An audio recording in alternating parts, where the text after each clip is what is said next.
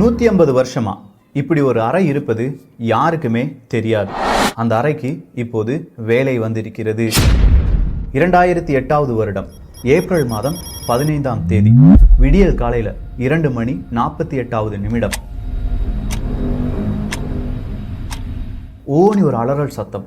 இந்த அலறல் சத்தத்தை கேட்டுட்டு பக்கத்தில் இருக்கிற நிறைய பேர் என்ன ஆச்சு ஏதாச்சு அப்படின்னு சொல்லி ஒரு வீட்டை பார்த்து ஓடுகிறார்கள். அப்படி பார்க்கும்போது 7 நபர்கள் கொல்லப்பட்டிருந்தார்கள். 7 நபர்கள் கொல்லப்பட்டதற்கும் 150 ஆண்டுகளாக பூட்டப்பட்டிருந்த ஒரு அறைக்கும் என்ன சம்பந்தம்? இந்தியாலேயே சொல்லப்போனா சுதந்திர இந்தியாலேயே இதுதான் முதல் முறை அப்படின்னு சொல்றாங்களே, அப்படி ஒரு சம்பவம் நடந்திருக்கிறது. அதைத்தான் இந்த ஒரு பதிவு வழியாக பார்க்க போகிறோம். அன்பு தமிழஞ்சங்களுக்கு தமிழ் பொக்கிஷத்தின் வணக்கங்கள்.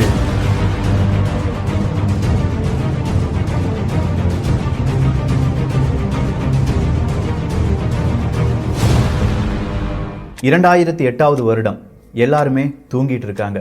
அது இரவுன்னு சொல்லவா இல்ல விடிஞ்சிருச்சுன்னு சொல்லவா, இப்படி இடைப்பட்ட தருணம். சரியா சொல்ல போனா 2:48 ஓனி ஒரு அலறல் சப்தம் கேட்டது அப்படின்னு சொன்னோம். அந்த அலறல் சப்தம் ஒரு பெண்ணினுடையது. இந்த அலறல் சப்தம் எங்கிருந்து வந்தது, எந்த கிராமத்திலிருந்து வந்தது அப்படின்னு பார்க்க போனா உத்தரப்பிரதேசத்துல இருக்கிற அம்ரோ அப்படிங்கிற ஒரு கிராமத்திலிருந்து வந்தது. ஸோ அம்ரோ அப்படிங்கிற கிராமத்திலிருந்து ஒரு வீட்டிலிருந்து இப்படி ஒரு சப்தம் வந்த உடனே பக்கத்து வீட்டுக்காரரான லத்தீஃப் உல்லா கான் என்பவர் அந்த வீட்டை பார்த்து ஓடுகிறார். வீட்டை தட்டி பார்க்கிறார், யாருமே திறக்கல. ஸோ இதனால் அவருக்கு என்ன தெரியுது, வீடு உள்பக்கமாக பூட்டப்பட்டிருக்கிறது அப்படின்னு சொல்லி தெரிகிறது.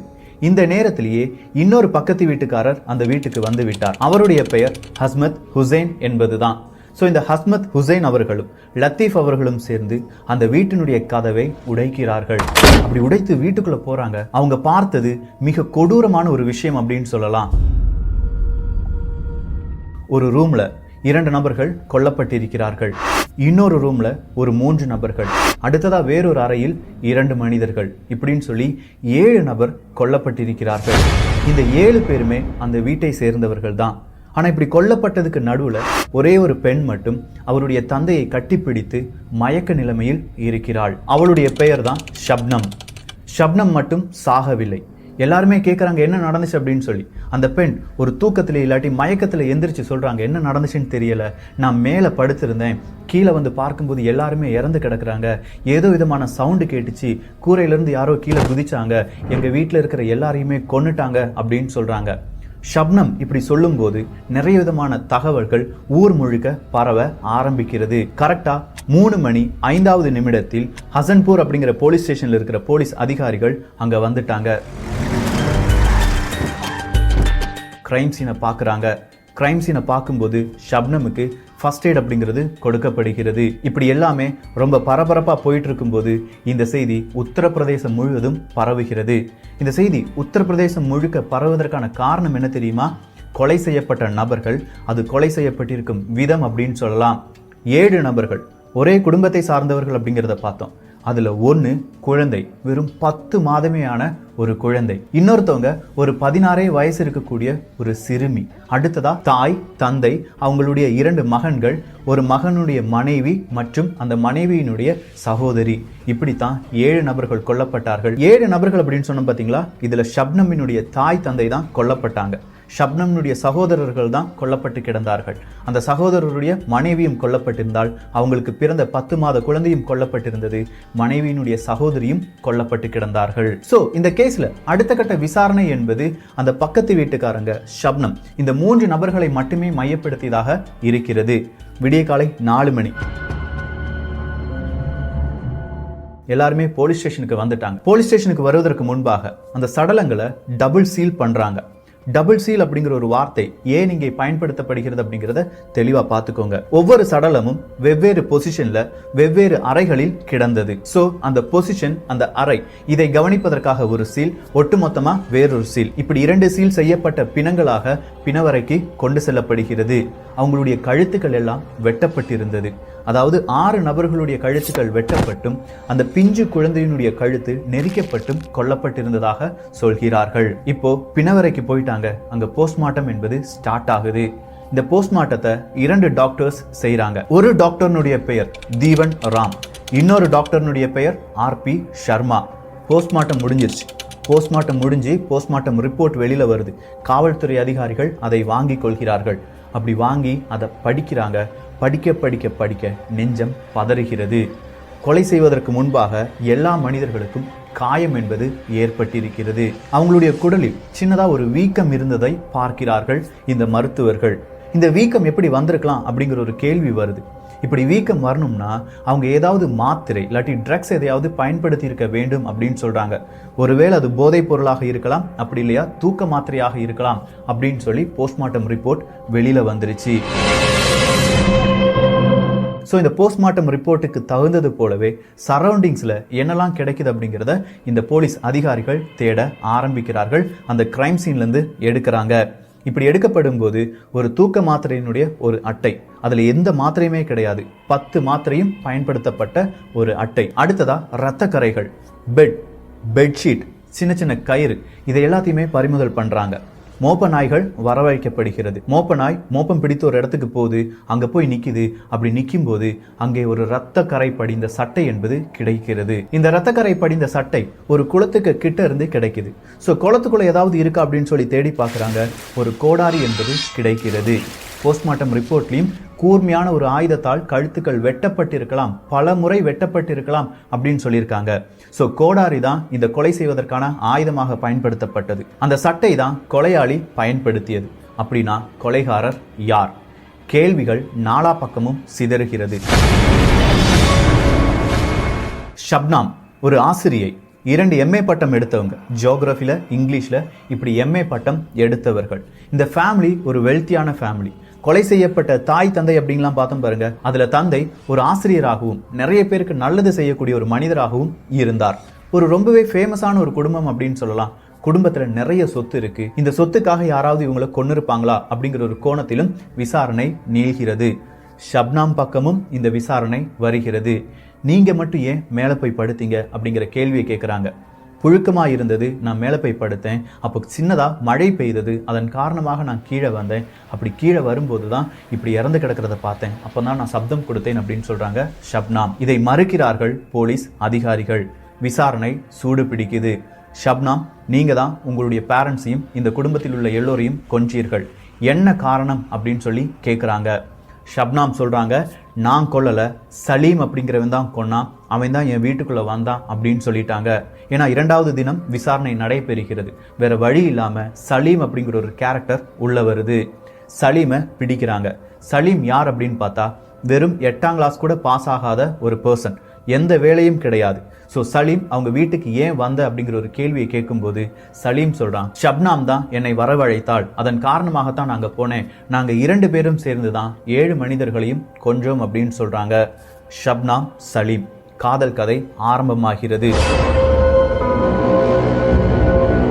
இவங்க 2 பேரும் அதே ஊரை சேர்ந்தவர்கள் தான். இவர் டீச்சர், இவங்க வேலை இல்லாமல் இருக்கிறவங்க, மரத்தொழில் செய்யக்கூடிய ஒரு மனிதர் தான் சலீம்.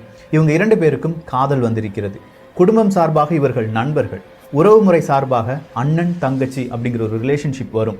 ஸோ இந்த ஒரு ரிலேஷன்ஷிப் வருவதால் அவங்க குடும்பத்தில், குறிப்பாக ஷப்னாம் குடும்பத்தில் பலவிதமான எதிர்ப்புகள் என்பது இருந்திருக்கிறது.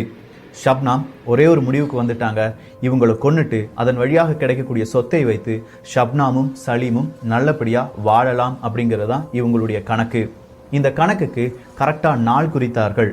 அந்த நாள் ஏப்ரல் மாதம் 14ஆம் தேதி 2008வது வருடம். 10 தூக்க மாத்திரை என்பது வாங்கப்படுகிறது. அந்த 10 தூக்க மாத்திரையும் பால்ல இல்லாட்டி டீல கலந்து கொடுக்க வேண்டும். இதுதான் பிளான் ஆயிருக்கு. ஆனா திடீர்னு அன்னைக்கு பார்த்து இவங்களுடைய சகோதரர் 2 நபர்கள் இருந்தாங்கன்னு சொன்ன பாருங்க, அதுல ஒரு சகோதரருக்கு கல்யாணம் ஆயிடுச்சுல, அப்படி கல்யாணமான அந்த பெண்ணினுடைய தங்கச்சி அவங்க வீட்டுக்கு வந்துட்டாங்க. சோ இந்த பிளானை நம்ம விட்டுறலாமா, ஏன்னா இன்னொரு ஆள் புதுசா உள்ளக்க வந்துட்டாங்களே அப்படின்னு சொல்லி ஷப்னாம் சலீம்கிட்ட கேட்க, இல்ல பிளான் படியே எல்லாம் நடக்கட்டும் அப்படின்னு சொல்லி எல்லாருக்குமே தூக்க மாத்திரை கலந்த டீ என்பது கொடுக்கப்படுகிறது. இரவு நேரம் எல்லாருமே தூங்கிட்டாங்க. அசதியா தூங்குறாங்களா, மாத்திரையில தூங்குறாங்களா, எதுவுமே தெரியல. ஷப்னாம் அவர்களுடைய அம்மா ஷப்னாமுக்காக அவங்க கிட்டையே ஒரு படுக்கையை தயார்படுத்தி ஷப்னாமுக்காக காத்து கொண்டிருந்த அந்த தருணத்திலேயே தூங்கி விட்டார்கள். இவங்க எல்லாம் தூங்கிட்டாங்க அப்படின்னு சொல்லி கன்ஃபார்ம் பண்றா ஷப்னாம். இப்படி ஷப்னாம் கன்ஃபார்ம் பண்ண உடனே சலீம் அவங்க வீட்டுக்குள்ள வாரான். வந்த உடனே ஷப்னாமும் சலீமும் சேர்ந்து ஒவ்வொரு நபர்களையும், அதாவது அவங்களுடைய தாய், தந்தை, சகோதரர், அந்த பச்சிலம் குழந்தை, இவங்க எல்லோருடைய கழுத்தையும் அப்படியே நேரா பிடிப்பாளாம் இந்த ஷப்னாம். அப்படி பிடிச்சிருக்கும் போது கையில வச்சிருக்கிற கோடாரியால் சலீம் ஒவ்வொரு நபர்களுடைய கழுத்தை வெட்டி இருக்கிறான். குழந்தையை மட்டும் கழுத்தை வெட்டாமல் அவளுடைய கையால் அந்த குழந்தையை கொஞ்சம் குவித்திருக்கிறாள். இப்படி கொஞ்ச உடனே மக்களை கூப்பிட்டுட்டா பிரச்சனை வந்துடும் அப்படின்னு சொன்ன இந்த ஷப்னாம் சலீமை போக சொல்லிட்டாங்க. சலீமுக்கு ட்ரெஸ்ஸை நீ எங்கேயாவது போட்டுக்கோ அப்படின்னு சொல்லிட்டாங்க. இந்த கோடாரியை கிட்ட இருக்கிற குளத்துல போட்டுருன்னு சொல்லிட்டாங்க.